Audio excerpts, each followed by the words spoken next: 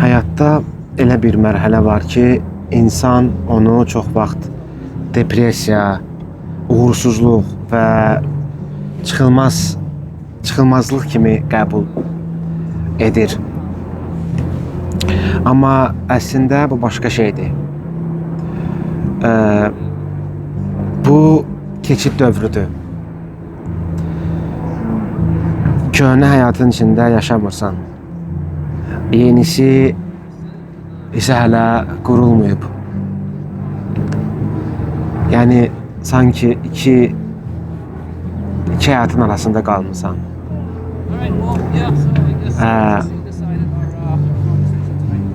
İndi mən misal üçün oturub çayın qarşısında sizə video çəkib özüm də çox şey haqqında düşünməyə başlayıram. Arkadaki musiqi yəqin ki sizə mane olmur. Düşünürəm. Niyə hər şey mənasını o zaman itirir? Bir vaxt səni motivasiya edən şeylər artıq sənə mənasız gəlir. İş, misal üçün, münasibətlər, hətta bəzi dostluqlar da. İnsan bir an qorxur. Düşünür ki, hər şey sanki mənasını itirib.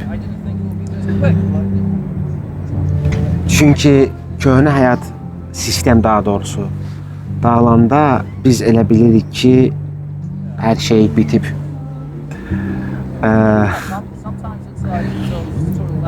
Bizim düşünürəm ən böyük səhvimiz bu mərhələdə panikaya düşməkdir. Çünki biz elə bilirik ki, hər şey dağılır. Biz bacarmırıq və o zaman da çalışırıq ki, hər şeyi qaytaraq, köhnə həyata qaydaq. Bundan sanki mən gözləyirdilər. Neysə, videonu dayandırmaq istəmirəm. Hələ ki, axındayam deyənə fikrim yayınmasın.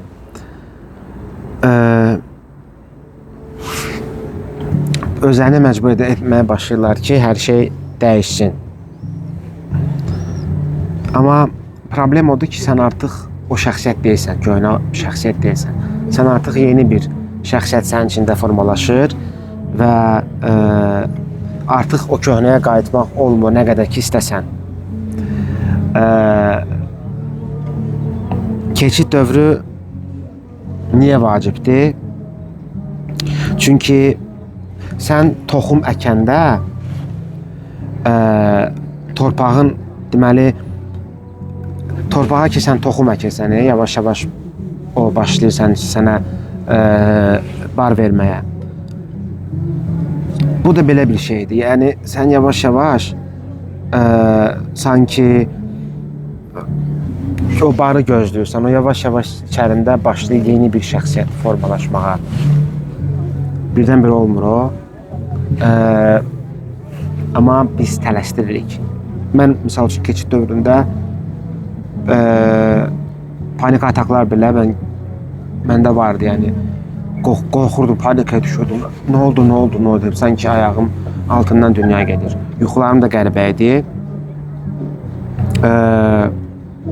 Yəni qəribə deyəndə ki, mənə hər şey əslində göstərirdi yuxu. Yuxular da o zaman fərqli olur. Onu da mütləq şəkildə yazmalısınız, qeyd etməlisiniz. Bu yuxunu mən nə gördüm?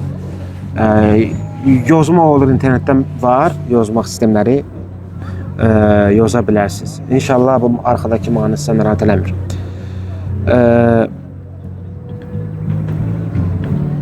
Çünki sən içəridə dəyişəndən sonra xarici dünya da artıq sənə reaksiya verməyə başlayır.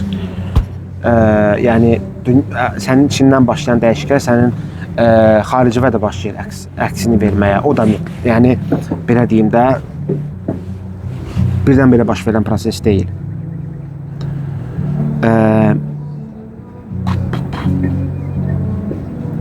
Nə qaldı?